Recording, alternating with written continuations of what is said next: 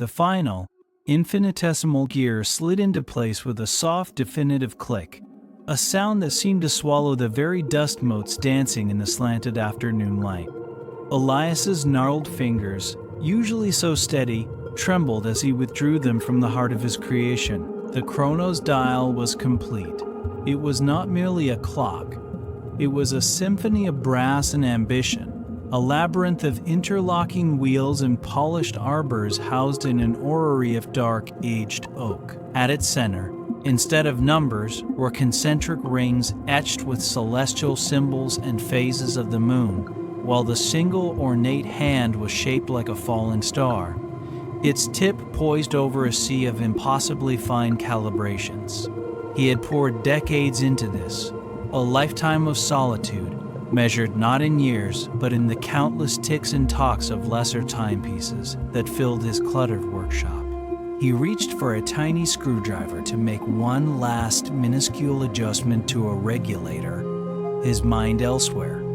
He had forgotten, as business AGI, entirely about Mrs. Higgins and her promise to collect her repaired cuckoo clock at 3. The memory of her appointment surfaced just as his tool slipped, nudging a delicate gear no larger than a peppercorn. A faint, resonant hum filled the air, a note so low it was felt more than heard. The falling star hand shuddered, stuttered backward a fraction of an inch, and the world breathed. A wave of vertigo washed over Elias. The light in the room shifted, the long shadows of late afternoon pulling back to the sharper angles of midday.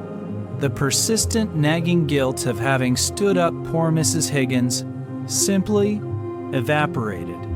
A moment later, the shop bell jingled, and there she was, bustling in exactly on time, collecting her clock with a cheerful nod, her face showing no trace of the irritation that should have been there. She left, and Elias was left alone in a silence that was suddenly profound and terrifying. He stared at the chronos dial, his heart hammering against his ribs like a trapped bird. Owe and a cold, sharp fear twisted together in his gut. He had not just measured time, he had commanded it. He had reached into the fabric of a single moment and plucked out a mistake. His gaze drifted from the mesmerizing dial to the only clean space on his crowded mantelpiece, a space reserved for a silver-framed photograph of a woman with kind eyes and a gentle smile. Clara. The name was a ghost on his lips, a permanent ache in his soul. She had been taken from him too soon, a victim of a rain-slicked road, and a carriage wheel that slid at the wrong moment. A wild, desperate hope, terrifying in its intensity, bloomed within him. If he could undo a missed appointment, what else might he change? What greater regret, what more profound loss might this impossible machine allow him to erase from the ledger of his life? The power was a siren's call, whispering of second chances, even as the rational part of his mind screamed a warning into the gathering gloom. The fourth minute, old men information. Temptation proved as inexorable as the turning of the earth. For 3 days, Elias circled the chronos dial, his awe warring with a deep-seated dread that coiled in his stomach like a sleeping serpent. He dusted its oak case with a reverence usually reserved for sacred relics, his cloth tracing the intricate celestial carvings without ever quite touching the central mechanism. The power it contained felt both immense and intimate, a paradox that left him breathless. He knew he should lock it away, bury this dangerous knowledge beneath floorboards and forgetfulness. But the memory of Clara's photograph, of the empty space on the mantel that echoed the hollow in his chest, was a far more potent force than fear. He decided to start small. A test, a controlled, insignificant experiment to prove to himself that the incident with Mrs. Higgins had not been a fluke, a trick of an old man's tired mind. His eyes scanned the cluttered workshop, falling upon the remnants of a shattered heirloom, vase that had once belonged to Clara's mother. It had broken during a move years ago, a casualty of haste and grief. The largest fragment, painted with a delicate blue willow pattern, lay on a shelf, a permanent reminder of a careless moment. He lifted it, the ceramic cool and sharp against his palm. With painstaking care, he positioned the fragment on his workbench directly before the dial. His heart thrummed a frantic rhythm as he reached for the falling star hand. He did not turn it back hours or days, but merely minutes, focusing his entire will on the single simple image of the vase standing whole and unblemished on that very shelf. He nudged the hand backward. The same low hum vibrated through the soles of his feet. The air in the room thickened, shimmering like heat haze over a summer road, and for a single disorienting second, the world seemed to fold in upon itself. When his vision cleared, the fragment was gone. In its place, on the shelf, stood the blue willow vase, perfect and complete. A wave of triumphant exhilaration washed over him. He had done it. He had reached into the past and smoothed away a crack, healed a break. But the triumph was immediately followed by a peculiar, dizzying lurch in his memory. The recollection of the vase shattering, the sharp report of the ceramic, the way the pieces had skittered across the floorboards.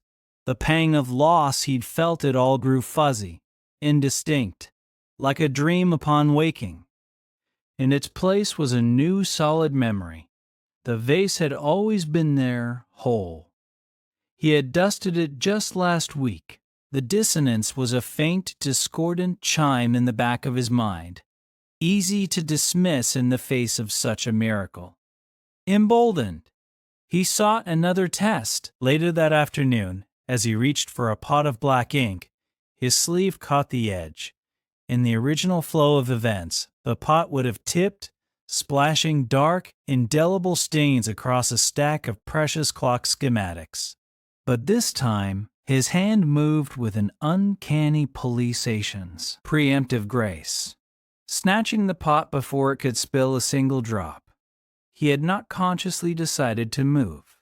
His body had simply acted, guided by a knowledge that felt both foreign and innate. The memory of the near accident was there, but it was flat, devoid of the adrenaline spike and frantic cleanup that should have followed. The reality was that the ink had never spilled. The schematics were pristine. He had always been this careful. He told himself the unease was merely the price of progress, the natural disorientation of a mind grappling with the impossible. The benefits were tangible, real. A broken thing was made whole. A mess was avoided. He focused on these small victories, these tiny corrections to life's innumerable petty injustices. He ignored the way the edges of his world seemed ever so slightly softer, as if viewed through a pane of old, imperfect glass. He buried the growing sense of dissonance beneath a mountain of rationalization, clinging to the intoxicating power he now wielded, a power that whispered of far greater corrections yet to come. The world began to fray at the edges. It started subtly, with inconsistencies so minor that Elias initially attributed them to the fog of age, the natural decay of an old man's memory. But the excuses soon grew thin, unable to patch the widening gaps in a reality that was slowly coming unstitched. The first undeniable crack appeared during his morning visit to the baker. He inquired after the man's ailing terrier, only to be met with a blank, cheerful stare. The dog, the baker insisted, had been put down years ago after a long and happy life. Yet Elias could vividly recall consoling the man just last month over the animal's diagnosis, the scent of fresh bread mingling with the tang of shared sorrow. The memory was sharp, visceral, but it now existed in a vacuum, contradicted by the placid certainty on the baker's face. It was a memory without an anchor bobbing uselessly in the sea of a changed present. Objects, too, began to lose their solidity. He would reach for a specific screwdriver on his rack, his fingers closing not around cool, familiar steel, but on empty air. Blinking, he would find the tool exactly where it should have been. as if it had never been absent. A spool of copper wire on his workbench flickered, for a single heart-stopping second, into a spool of silver before snapping back to its original state. These were not tricks of the light. They were glitches, momentary failures in the fabric of things, and each one sent a jolt of cold dread straight through him. The Chronos dial sat on its pedestal, its polished brass gleaming with a malevolent intelligence, the falling star hand seeming to point in silent accusation his way. The most profound fracture occurred one evening as he walked home along the cobbled streets, the sky bruised with the purples and oranges of dusk. He paused on the stone bridge that arched over the sleepy river, leaning against the cool parapet to watch the water slide by. His reflection stared back from the dark, placid surface, an old man with a weary face and silver-streaked hair. Then, the reflection winked. It was not a trick of the rippling water. It was a deliberate, slow closing of one eye, accompanied by a sly, knowing smile that Elias knew had never touched his own lips. A smile of pure, unadulterated mischief. He jerked back from the edge, his heart leaping into his throat. When he dared to look again, his own stunned, pale face gazed up from the water, its expression perfectly mirrored. But the image of that independent, mocking wink was seared into his mind. Stumbling back to his workshop, the familiar street seemed alien, the angles of the buildings subtly wrong. He locked the door behind him, his breath coming in ragged gasps as he leaned against it, the solid wood feeling like the only real thing left. His eyes were drawn to the blue willow vase, standing whole and perfect on its shelf. He tried to summon the memory of its breaking, the sound, the feeling of sharp ceramic in his hand. The memory was there, but it was like a story he had read in a book long ago, devoid of emotional weight. The memory of the ink nearly spilling was even fainter, a ghost of a possibility. He understood then, with a clarity that was utterly terrifying, what he had done. Each twist of the dial's hand had not merely altered an event. It had layered a new reality over the old, like a fresh coat of paint that was slowly obscuring the original grain of the wood. The changes were not isolated corrections, they were cumulative, each one building upon the last, weaving a new tapestry of existence from which the original threads were being irrevocably pulled. He had been sanding away the imperfections of his life, and in doing so, he was sanding away the reality itself. The fear that seized him was colder and sharper than any he had ever known. This was not power. It was a slow, meticulous unraveling, and he was the one holding the thread. The fear that had taken root in Elias's chest was a cold, gnawing thing, but it was nothing compared to the older, deeper ache that now eclipsed it. The glitching world, the fractured memories, the mocking reflection in the river, they all faded into background noise against the one regret that had fueled his life's work. Clara. Her name was a constant echo in the silent spaces of his mind, a portrait painted in shades of loss.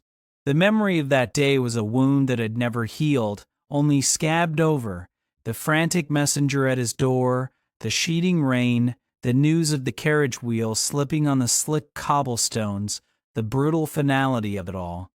He had built the Chronos dial in the long, lonely years that followed, a monument to his grief and a secret, desperate hope.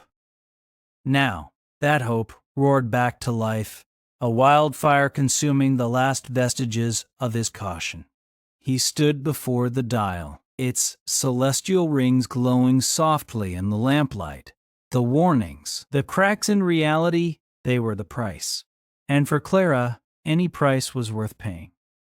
His gnarled hands, which had trembled with fear just days before, were now steady with a terrible single-minded resolve. He would not make a small adjustment this time. He would not tinker with vases or spilled ink. He would reach back through the years and pluck the tragedy from its very root. He found the date etched not on any calendar, but in the permanent scar tissue of his soul, focusing all his will, every ounce of his love and his grief.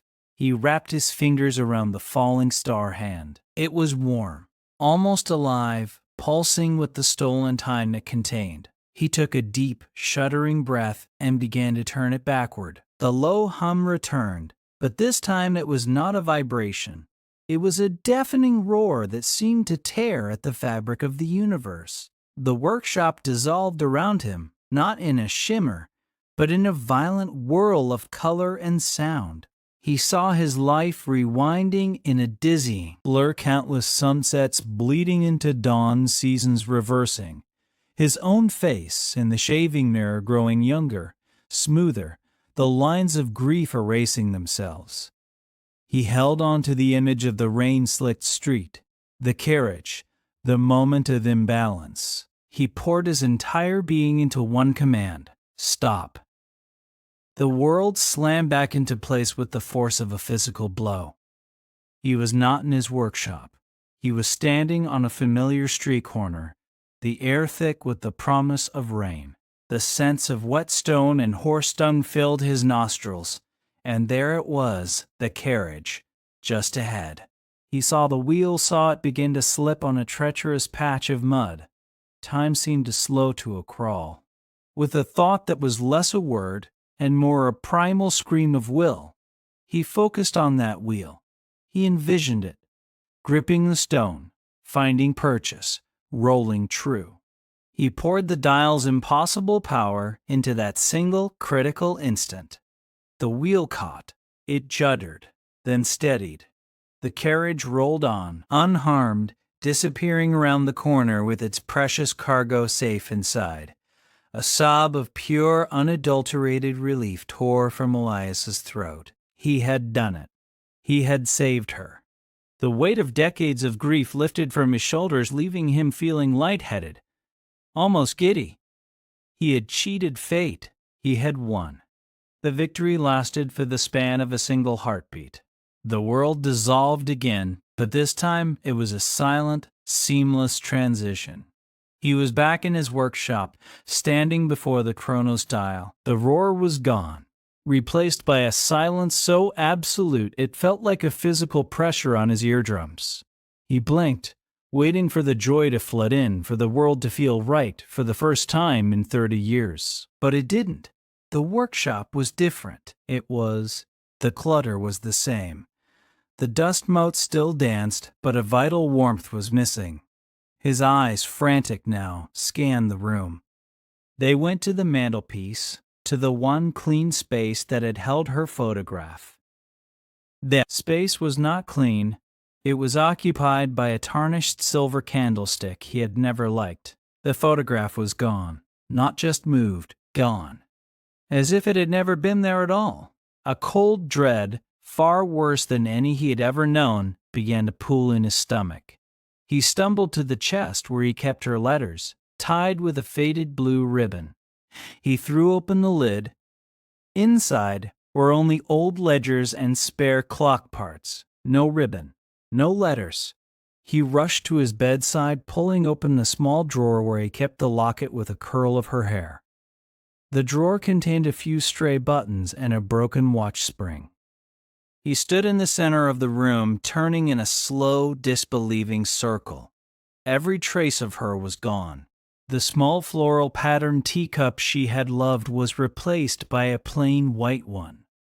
The shawl she often draped over her chair was absent. The very air no longer held the faint, ghostly whisper of her lavender perfume. He had not just altered the event of her death. By preventing the accident, he had unraveled the entire tapestry of their life together. She had never been in that carriage because she had never been his to lose. In saving her life, he had erased her existence from his world entirely. The hollow victory curdled in his soul, leaving behind a vast, howling emptiness. He was alone. Truly, utterly alone. The silence of the workshop was no longer peaceful. It was the silence of a tomb, a universe from which the one thing that gave it meaning had been surgically removed. He had used the ultimate power to fix his greatest regret, and in doing so, he had been left with nothing but the ghost of her, a phantom limb of the soul that ached more profoundly than any memory of loss ever could. He had gained a world and in the process lost everything in it.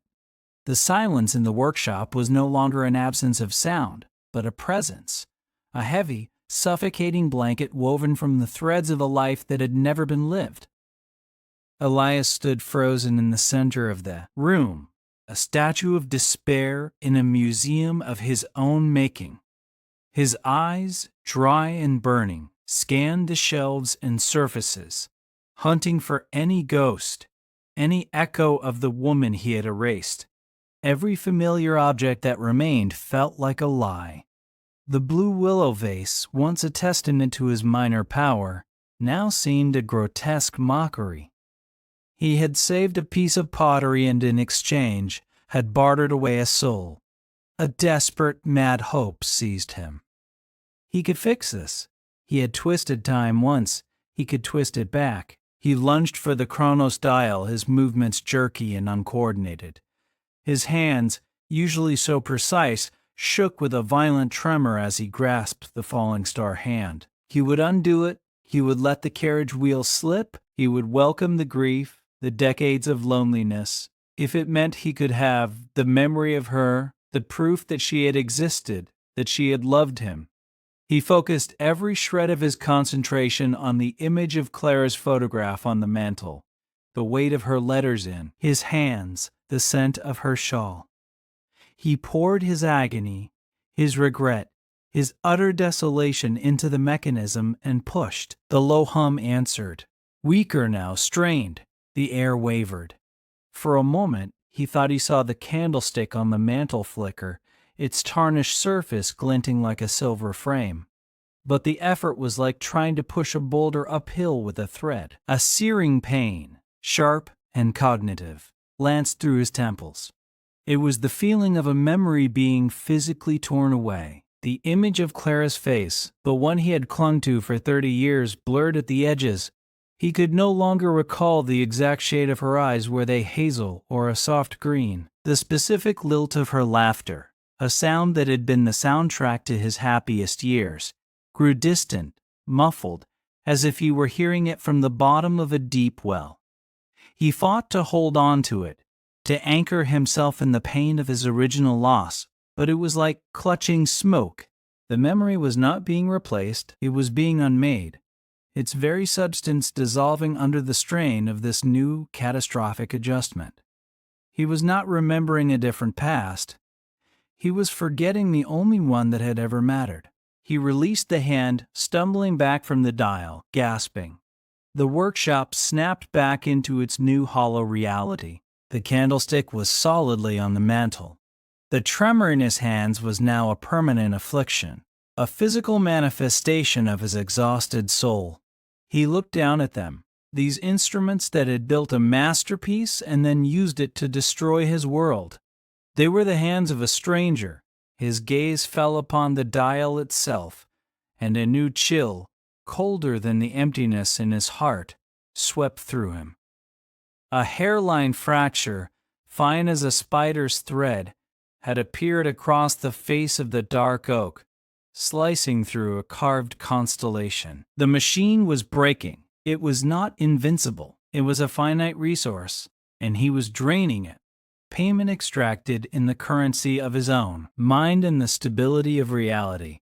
It was then that he noticed the man. He was standing in the far corner of the workshop, where the shadows were deepest, though Elias was certain the door had been locked. He was neither old nor young, dressed in simple, unadorned clothes of a gray that seemed to drink the light. His face was unremarkable, yet his eyes held a depth of ages, a weary understanding that made Elias's own grief feel small and recent.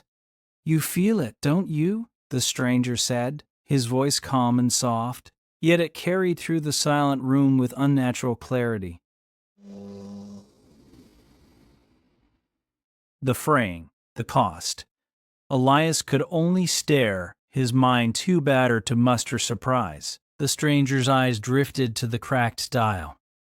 Each turn of the hand is a stitch pulled from the tapestry. You see the loose threads, the gaps, but you do not see the strain on the loom itself. You are creating a paradox, Clockmaker, a wound in time that cannot heal. The timelines are collapsing in on themselves, and this... He gestured vaguely at the room, at the world beyond. This is just the beginning. The ghosting reflections, the shifting memories, they are symptoms of a dying universe. He took a step forward, and the shadows seemed to cling to him. You must stop, now, before the fracture becomes a chasm. Before the weight of what you have undone collapses back upon this point, erasing not just your memories but your very existence, and perhaps all existence with it. You are playing with fire in a library of all that ever was and ever will be. The stranger did not wait for a reply. He simply turned and walked toward the wall, his form dissolving into the patchwork shadows as if he were one of them. He was gone, leaving behind only his warning hanging in the air, more solid and real than the furniture in the room. Elias stood alone, his body trembling, his mind a ruin of stolen memories, staring at the cracked face of his power and the terrifying truth it now represented. It was not a tool for redemption. It was a countdown to oblivion, and he was the one holding the match. The stranger's warning did not simply hang in the air. It seeped into the very grain of the wood, the dust on the floorboards, the fractured face of the chronos dial itself. Elias stood paralyzed long after the gray-clad man had dissolved into nothingness, the silence of the workshop now throbbing with a new, terrifying dimension. It was no longer the silence of Clara's absence, a hollow void. It was the silence of a held breath, the quiet at the eye of a hurricane, a fragile pause before total absolute collapse. The stranger's words echoed in his mind, each one a hammer blow on the anvil of his understanding, a stitch pulled from the tapestry, a wound in time. The timelines are collapsing. He saw it all now with a dreadful crystalline clarity that made his knees buckle. He sank onto a stool, his trembling hands gripping the edge of his workbench. Every minor adjustment, the unspilled ink, the unspilled, unbroken vase had not been a simple correction. Each one had been a fork in the road, a decision point where reality had split, creating a new parallel thread of existence. But these threads were not infinite. They were tethered to the chronos dial and to him. He had been weaving a rope of countless contradictory strands, and now the rope was fraying, the strands snapping and tangling, pulling the entire structure into a chaotic, impossible knot. His greatest sin, the erasure of Clara, was not a single act of destruction. It was the anchor point for a cataclysm. By preventing her death, he had not just created one new timeline, he had severed the root of the primary one, the trunk from which all the branches of his life had grown. The subsequent desperate attempts to fix his fixes had only compounded the disaster, layering paradox upon paradox. The ghostly reflections, the glitching objects, the townsfolk's shifting memories, they were not mere side effects. They were the death throes of a system in terminal overload. The different versions of reality were no longer content to run parallel. They were crashing into one another, each vying for dominance, their contradictions creating fractures in the very substance of the world. He was not just a man in a crumbling reality. He was the epicenter of the quake. He looked at his hands, the tools of this apocalypse. The tremor in them was a physical manifestation of the universe's instability. He looked at the chronos dial. The single hairline crack across its face now seemed to pulse with a sickly internal light. It was not just breaking, it was overloaded, a dam holding back a flood of contradictory histories. The power he had once coveted was now a curse of cosmic proportions. He held the fate of everything in his shaking, aged hands. A choice lay before him, stark and terrible. He could do as the stranger urged. He could stop.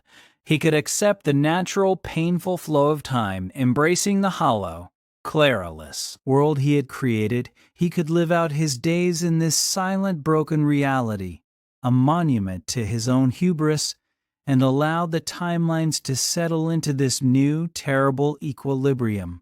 It would mean accepting a life of profound, unending regret, but it would perhaps prevent total annihilation. Or he could make one final catastrophic adjustment. He could use the last of the dial's waning power not to fix a single event, but to attempt a universal reset. He could try to turn the falling star hand back to the moment before he first nudged the peppercorn gear, before Mrs. Nude's peppercorn gear. But it says Higgins's appointment was undone. He could aim to erase every change, to collapse all the branching realities back into the single original timeline, the one with the spilled ink, the broken vase, and the profound, soul-crushing grief of losing Clara. It was the only way to restore coherence, to heal the wound. But the price would be unimaginable. The energy required for such a reset would likely shatter the dial completely. And he, as the author of the paradox, would be at the very center of the resulting temporal shockwave. He would not simply be forgotten, like Clara. He would be unmade. His existence, his memories, his very soul would be the primary fuel for the conflagration, the sacrifice required to pay the debt for all his meddling. To save the universe, he would have to choose to erase himself from it entirely. He sat in the deepening gloom, a solitary clockmaker at the end of time, weighing the value of a single broken life against the integrity of all creation. The choice was his alone, and the weight of it was enough to stop any heart. The weight of the choice was a physical pressure, a mountain of consequence settling upon Elias's frail shoulders. He sat in the gathering darkness of his workshop, a solitary figure in a cathedral of his own ruin. The two paths before him were not roads, but precipices. On one side lay a life of hollow acceptance, a world stripped of meaning, a permanent, silent scream into a void of his own creation. On the other lay a final, fiery act of self-annihilation, a sacrifice on the altar of a universe he had broken. He looked at his trembling hands, these instruments that had built a miracle and then wielded it as a weapon of mass despair. They were not the hands of a god. They were the hands of a foolish, grieving old man. His gaze lifted to the Chronos dial. It seemed to pulse in the dim light, the single crack across its face like a bleeding scar. It was no longer a thing of beauty or wonder. It was a cancer, a focal point for the sickness he had introduced into the heart of time itself. The stranger's words echoed, not as a warning, but as a diagnosis, a wound in time that cannot heal. He had tried to be a surgeon, cutting away the painful parts of his life, but he had only succeeded in poisoning the patient. The power to change the past was not a gift. It was the ultimate arrogance, a denial of the fundamental truth that gave life its shape, its weight, its precious fleeting beauty. Pain and loss were not flaws to be corrected. They were the indelible ink with which a life was written. A profound, weary calm descended upon him, washing away the terror, the desperation, the mad hope. He thought of Clara, not as a ghost to be resurrected, but as a woman he had loved and lost. The memory of her was faint, eroded by his tampering, but the love itself remained, a bedrock beneath the shifting sands of altered history. That love was real. His grief had been real. To erase them was to erase the truth of his own heart. He finally understood. Redemption was not found in undoing his mistakes, but in accepting them. Peace was not the absence of pain, but the courage to carry it.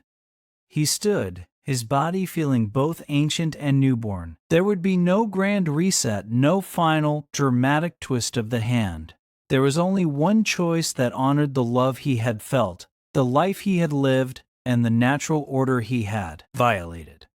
He walked to the workbench and picked up his heaviest hammer, its iron head cool and reassuringly solid in his grasp. This was a tool he understood. It built, it repaired, it sometimes, necessarily, destroyed. He stood before the chrono-style one last time. The celestial rings seemed to mock him, the falling star hand poised as if for one more flight into impossibility. He did not hesitate. He raised the hammer high, a strange, clear certainty filling him, and brought it down with all the strength of his final, decisive choice. The sound was not of shattering glass, but of a universe exhaling. A wave of silent, pure white light erupted from the point of impact, flooding the workshop, washing over him, through him. It held no heat, no violence, only a vast, gentle pressure that felt like absolution. He felt the fractured timelines, the tangled strands of all his might-have-beens and never-wheres, shudder and then snap back into a single coherent thread. The light faded, and he was left standing in his workshop, the hammer still in his hand, surrounded by the glittering, inert dust of what had once been the chrono-style. The world did not revert. The blue willow vase remained whole on its shelf. The candlestick still stood on the mantelpiece. Clara was still gone, her existence a quiet, accepted ache in a chamber of his heart. He would no longer try to wall up. But the silence was different. It was no longer the silence of erasure, but the deep, resonant silence of a wound beginning to heal. The air felt cleaner. The edges of objects were sharp and definite once more. When he looked at his reflection in the dark window, it was only his own weary, peaceful face that stared back. He was at peace.